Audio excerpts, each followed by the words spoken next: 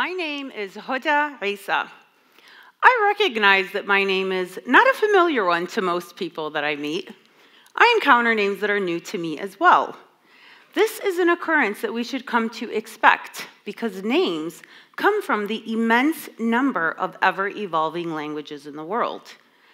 Yet what we commonly do when we find ourselves in these new introductions is we continue on with the conversation and we likely will just avoid saying that person's name.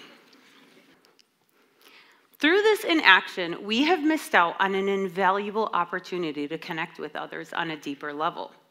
I'm sure many of you have heard of the effective communication strategy to occasionally mention the other person's name while you speak to them.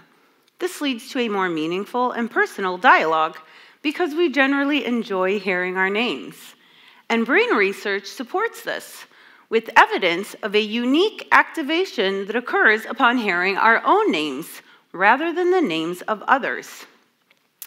Now, because my name was mostly mispronounced throughout my life, I didn't always love hearing it.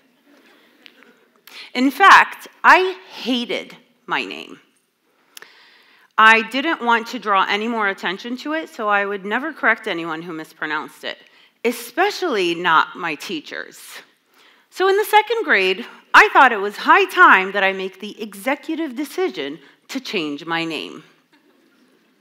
So the brainstorming began as I pondered upon what normal name would be closest to Huda. Huda might be closest to Heather. I then thought about my last name, Essa, which means Jesus in Arabic. And yes, everyone, Muslims do love Jesus. So I thought, and then I've got it. The next day, with great pride and my head held high, I announced, from now on, you can call me Heather Jesus. Not my most creative moment. So I laugh when I recall this memory, but I've also come to reflect upon why it was that I felt this need to change my identity. See, I was born and raised here in America.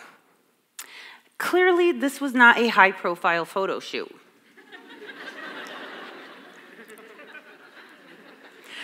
I grew up in a neighborhood where my family was a minority as Muslims and as Arabs.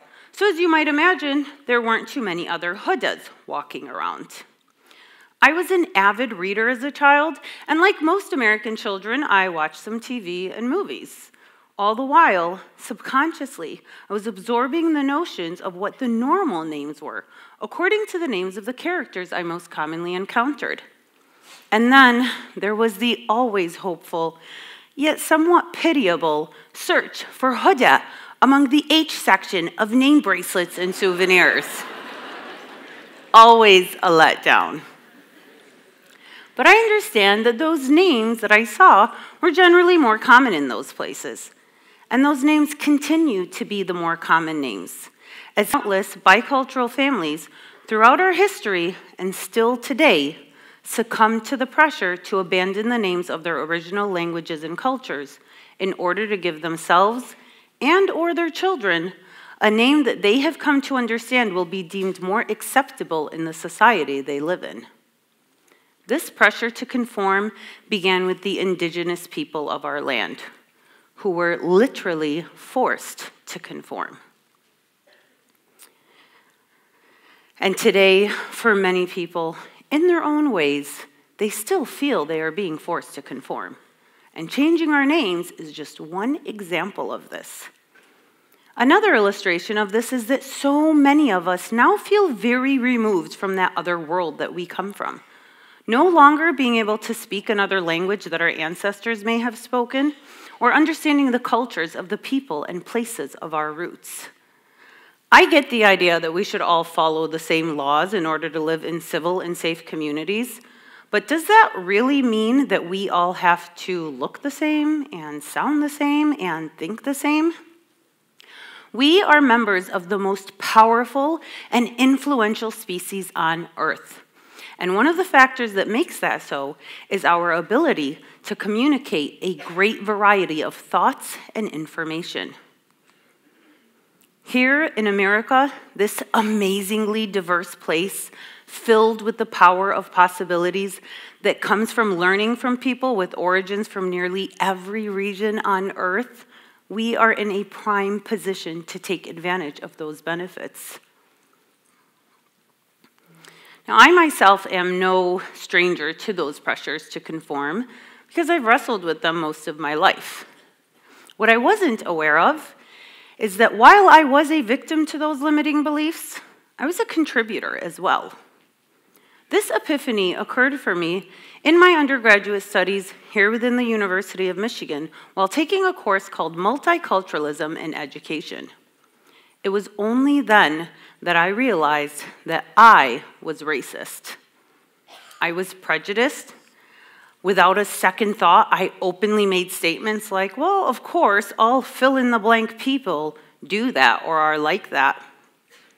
This realization shook me to the core. How could I have those thoughts about others when these are ideas that I've been challenged with virtually as far back in my life as I could recall? I placed all of them in the same small box that others put me in, that same narrow box that I was always struggling to make my way out of. This humbling truth is not a lonely story. I did what many of us have done, and many of us still do, when we dismiss that all others are as distinctively individual as each of us truly are. I knew right then and there that if I gave in to the expected feelings of shame and regret, which no one enjoys, I would only continue to build a wall around the potential for what I could learn and what I could contribute to the world. Instead, I used this pivotal moment to clarify what the sources of those beliefs were and how it was that I couldn't show empathy when I had all of the material to do so right there before me in my own life experiences. I started where we all begin, childhood. What were the greatest influences in my life then? It was immediately clear that I couldn't blame my parents or my faith, which consistently taught me to show respect for all of creation. I then considered what other influences surrounded me, and this is when I began my learning of unconscious bias. You see, regardless of our backgrounds, from a very young age, we begin and continue to form unconscious biases based upon what we've been exposed to.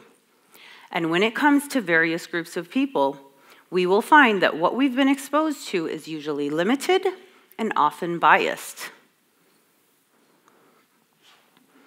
Now, if I was unable to interact with a large number of people from these supposed backgrounds, what beliefs would I form about them based on the minimal representation I did see?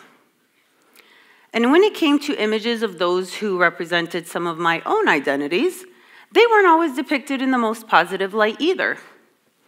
This yielded not only biases for others, but inevitably, biases and a lowered self-esteem about my own identities. With this heightened awareness and continued reflection, I began taking down that wall brick by brick. And what I found before me was this uplifting, expanded view and a greater ability to reach out to my fellow brothers and sisters in humanity. This led to an undying enthusiasm to foster unity through knowledge. So I entered one of the most influential careers to allow me to do so when I became a teacher. On the first day of school, rather than just calling off names while I took attendance, I resolved to ask my students to teach me their names. Now, granted, this came with a little bit of resistance, with some students saying, "Oh no, Miss Essa, you just say it the way you want to." But I insisted that they teach me to say their names the way their parents say their names. This minimally altered beginning led to children having an increased confidence in their names and also having a more genuine interest in learning about the identities of others. among many other remarkable side effects of this practice. One took me by surprise when one of my then third graders, who only spoke English, approached me and said, "Miss Essa, Khalud, Arturo, Hamza, and Ala are going to be in my group." And he said it just like that. He said ha, kha, a, ra. And these are all sounds that are not in the English language. As adults, we know trying to pronounce sounds that are not in our native language isn't usually the easiest feat. But for children, it absolutely can be.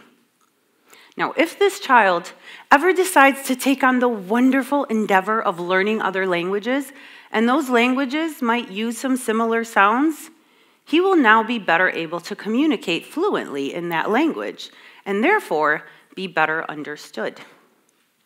There were so many teachable moments that came from this practice, and I really wanted to share them with as many others as I could.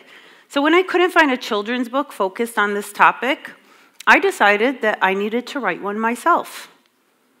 My book, Teach Us Your Name, is meant to empower children to teach others how to pronounce their names correctly, to embrace our awesome diversity, and to show more respect for their own identities and the identities of others. My hope is that we will soon swap out the lens in which we use to view names of applicants, candidates, students, so that we are just as comfortable in meeting Ayano, Bahati, and Fabienne as we are in meeting Anna, Bethany, and Frank.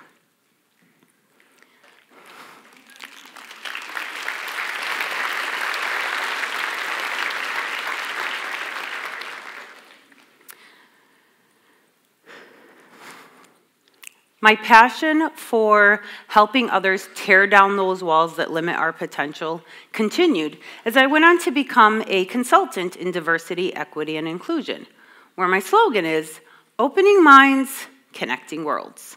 And we can begin doing so through this seemingly simple idea of the thing we all have in common around the world. We were all given a name. I'm going to use my own name to illustrate how we might go about doing this. My first name is Huda. Huda is pronounced like the hood of a car, Huda. Admittedly, I don't love comparing myself to a car part, but whatever works. Huda. Repeat after me. Huda. Ah, music to my ears.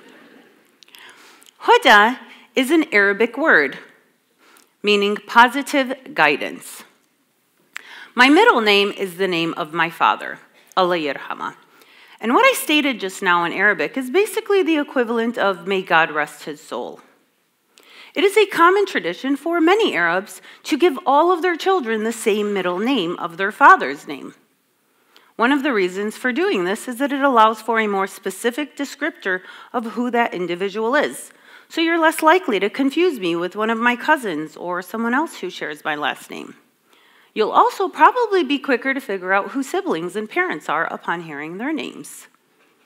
My father's name was Musa. Musa is Moses in Arabic. In fact, there are so many names that we hear that may sound foreign to many of us, but they're actually names of holy mention in the Abrahamic faiths. And if you recall, my last name, Essa, meaning Jesus, models this as well. I now love my name and all that it stands for. I am one who seeks and strives to deliver positive guidance. I'm an advocate for freedom and social justice like Moses was, and in doing so, I promote peace and understanding as the beloved Jesus did. Now, those are just some of the ways that my name benefits me, but how does it benefit others? Consider the knowledge you gained from learning my name. You learned how to pronounce and now know the meaning of an Arabic word, Huda. You learned that it is common practice for Arabs to have their father's names as their middle names. You learned that there's an Arabic blessing that is commonly stated when mentioning those who have passed away. You learn that names that sound familiar or sound foreign may actually be more familiar than we think. And you also learned that Muslims do love Jesus. Now imagine all of the conversations that could stem from those insights and the further knowledge to be gained. Even if you have an apparently common name, there is a story behind that name that represents your distinct place in our shared world. In your name, you will find history, languages, locations, customs, bloodlines, beliefs, and complexities that are as intricate as the tightly woven threads of the fabric that makes you, you. Our names serve as symbols of the evolution of who we are today, and we can use them as keys to open countless doors that may have otherwise remained closed. So let's use these keys that we all have to expand our minds and increase understanding so as to lay the foundation for increased unity, because through unity comes strength. Around the globe, we exchange names in nearly every introduction to another fellow unique soul. Our names are where almost every relationship begins. So let's utilize that beginning to start a new norm, where rather than just telling us your names, you teach us your names. Thank you.